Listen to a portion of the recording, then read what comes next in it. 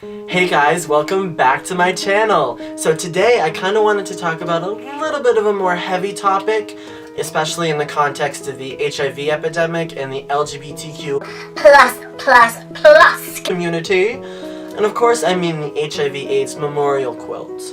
Just beforehand though, I would like to put up a content warning because in this video I will be talking about certain topics such as gun violence as well as death due to AIDS and other complications. These and many other topics can be kind of triggering and uncomfortable for some viewers. That's why I wanted to display that beforehand and give everyone a content warning. And as always, please don't forget to like, comment, and subscribe below, even if you learned absolutely nothing from this video, just so I can keep bringing you content and tomfoolery each and every week. Now, some of you may be asking, why are we talking about a quilt? What does that have to do with AIDS? The AIDS quilt was one of the most crucial pieces of the HIV/AIDS epidemic, especially because of how it was constructed and what it meant to different groups of people as it toured around the United States during the 80s and 90s. What catalyzed a lot of the major funding for a lot of the HIV/AIDS research and treatment and awareness. However, before we talk about the quilt, we have to go a little back in time first. Picture San Francisco, California during the mid-50s and 60s. Now, during this time in the United States, from around 1952 to 1973, homosexuality was viewed as a mental disorder, and the military and armed forces were no exception to that. Different scare tactics were used in order to discharge many men who were accused of homosexual conduct from the military and other armed forces. This was in the same fashion as what the government had done only years prior in the Lavender Scare, which was a huge moment for the LGBT community during this time because it was when nearly 100 men and women were laid off because of their supposed homosexual conduct. And this was also all because of a supposed connection between homosexuality and communism. Now, this isn't very uncommon thinking of this time, especially because this was around the time of the Cold War, as well as the Red Scare, and there was not a really good relationship with the US and communism. Even mentioning it was a very kind of taboo risk that you took. Thinking around connecting homosexuality with communism wasn't that surprising during this time. Because of this, so many men were dumped in big cities like San Francisco and New York and Atlanta because so many different government organizations didn't know what to do with them, so they just dumped them all in these cities. And actually during this time, those cities were hugely influential, especially because they were hotbeds of change during this time. So at this point in history, many men and women were both at risk physically and professionally because they were perceived to be homosexual. Therefore, this meant a huge risk for the survival of our community, especially because there was little to no state or federal representation for the gay community. But in 1977, one man would change that. On January 9th, 1978, Harvey Milk was elected to the position of city supervisor for the city of San Francisco, California, the first openly gay man to hold the position of any position in government in the United States. Harvey Milk had been a huge gay leader and activist during this time, accomplishing many milestones and paving the way for the success of many different queer individuals, especially the issue of Prop 6, which was on the 1978 California ballot, which almost banned the working of men and women who were perceived or confirmed to be homosexual from working in public schools. Even though Harvey Milk had accomplished so much in just the short year that he was in office, his contribution to the HIV/AIDS memorial quilt didn't come until after he had passed away. At this point in the video, some of you might want to click away because I am about to talk about gun violence and death because of gun violence. So, on November 27th, 1978, only 5 years after homosexuality had just begun to be decriminalized in the United States, and only a year after Harvey Milk had been elected to the position of city supervisor,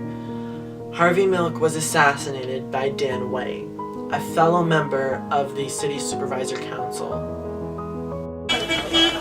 This was the other victim today, the man in the suit, Harvey Milk, the most unorthodox politician, a homosexual, elected not in spite of it, but because of it, in a district that is largely homosexual. As a member of the Board of Supervisors, Harvey Milk championed homosexual rights. Both Mayor Moscone and Supervisor Harvey Milk have been shot and killed. Thousands of people gathered for a candlelit march to be held in their honor, filling up all of Market Street on the way to City Hall. Even though Harvey Milk only served in public office for 10 months, he helped to propel the gay rights agenda to a national stage, which helped change the conversation in households across the country. Now, at this point in the video, some of you might be asking, Esmeralda, why haven't you talked about HIV/AIDS at all? And what's this about this quilt? During the time of Harvey Milk, HIV/AIDS had not been publicly acknowledged in the United States, and it had only just crossed into the United States around the 1950s and 60s. AIDS had still not been acknowledged publicly by the US to be the leading cause of death for many gay people. It was still very under the radar, not very many cases were popping up, or if they were not even remotely considered to be HIV/AIDS, or even close to what they actually really are. Now, this is because of one man called Cleve Jones.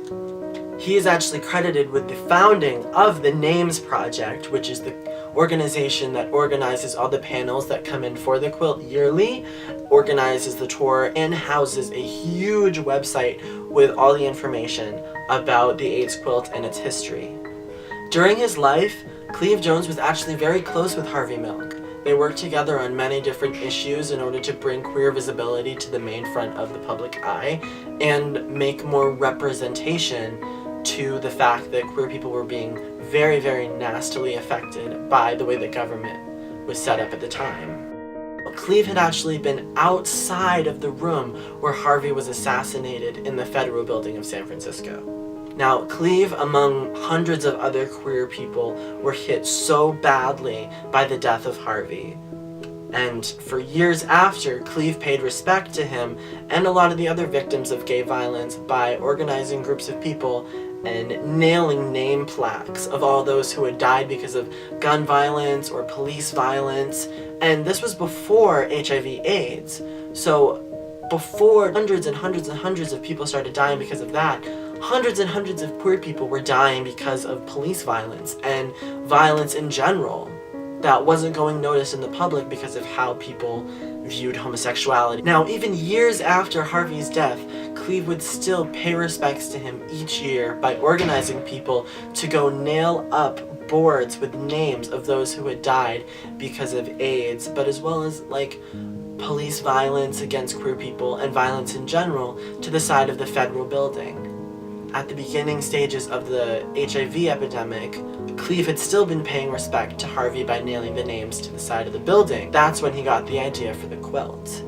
He saw these huge sea of names arranged together, giving space to those who had passed away because of a horrific injustice against the community, that he wanted to bring the same visibility to the queer community who had passed away because of HIV.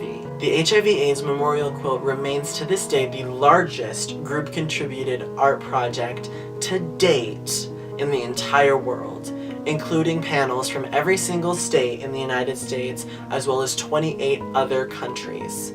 Now, each panel is 3 by 6 feet long, and is inscribed with the name of whoever the family would want to represent in the quilt, and then that's submitted to the names organization who arranges them and sews them together into these big panels of the quilt for viewing. Now, on these panels, people would include designs or jackets, memorabilia from the person, stuffed animals, any objects that kind of represented them and held a piece of who they were. People wanted to represent that because people didn't know that much about it, so there was a lot of this fear that if they were to do an autopsy on someone who had died of AIDS, then that would have contracted the virus further and caused deeper problems. Once the epidemic had started to really take hold and the quilt gained popularity, many of the hardest hit cities with HIV, such as San Francisco and New York, began to send tons of panels and supplies and funds to these parts where people were creating panels for the quilt in order to show support and to help bring space and visibility to the people who had died. Over the next year, the quilt would go on to complete a 20-city tour of many different cities in the US, as well as different cities in Canada. Different people were submitting panels, especially when it reached a certain city, those people would contribute tons of panels, and donors would donate a lot of money until its last showing in 1988 on the Ellipse in DC. During the time that it had been touring the United States, the quilt had come to acquire a certain tradition. At every city it visited, the names of the people who were represented on the quilt would be read aloud, and you could hear nothing but the people who were reading the names and sobbing, because when people were viewing the quilt, it was a time for sadness and mourning and so much intense emotion that there was barely any audible noise besides sobbing. Even to this day, almost 30 years after the initial quilt was made, the AIDS Memorial Quilt has a huge impact on the public today. The Washington Post published an article in 2016 detailing remarks of those who had visited the quilt during its first display and how it still made a huge impact on their lives and how they looked at HIV. This quilt gave space to hundreds of different people who had died from HIV/AIDS related symptoms. Saying that, I'm not, like, you might be wondering why I didn't say died because of HIV, because that's not how HIV works.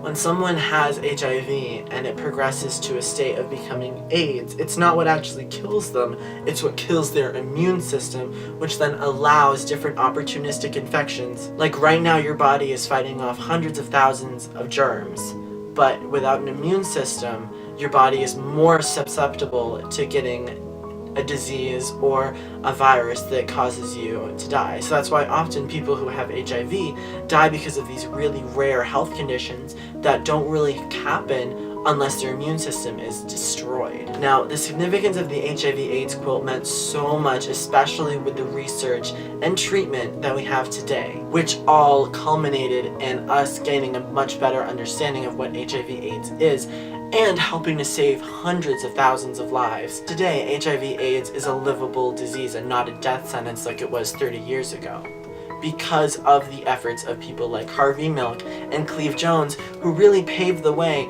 for how we look at HIV/AIDS. Over its entire tour, it raised nearly $250,000 to go towards HIV/AIDS research and treatment. That product of that research is what we call a cocktail. Now, a cocktail is a mixture of usually 3 to 4 different drugs that inhibit the immune system from accepting HIV during its replication cycle. Why would that be a combination of 3? Why can't you just use one drug?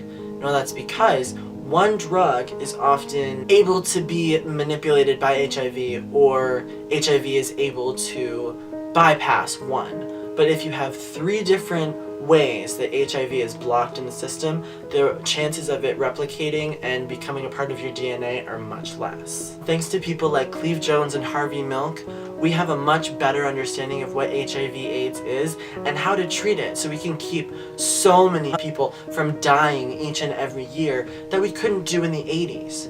And that's why so much of the queer community carries this sense of pain and loss, because so many different people died. This quilt meant that someone was standing up to the fact that we were not being visible, and that people were not being visible or seen or acknowledged in the public eye. So by having a quilt that listed nearly every single name of everyone who had died because of AIDS, it called attention to the issue, it called attention to those who had died, and it called attention to that this is not just a gay disease. The HIV/AIDS quilt was a way of the gay community saying to the wider majority of people that it's not just our problem. HIV/AIDS was a hugely gay-related disease during this time, and people thought that if it was only affecting gay people, that they didn't have to do anything about it. More and more people were seeing that women were dying because of this, and men who were having sex with men and contracting it and giving it to their wives were contracting it, And now this became a huge thing that people started to realize and then see that HIV/AIDS was a problem for everyone.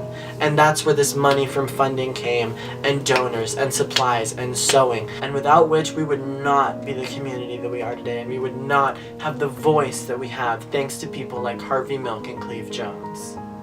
That's all for today, guys. Thank you so much for watching. I had such an amazing time making this video. Like, comment, and subscribe again right down below if you want to see another video of this troll coming at you again with some more info. But yes, stay tuned because I will be back with you soon, huntsies!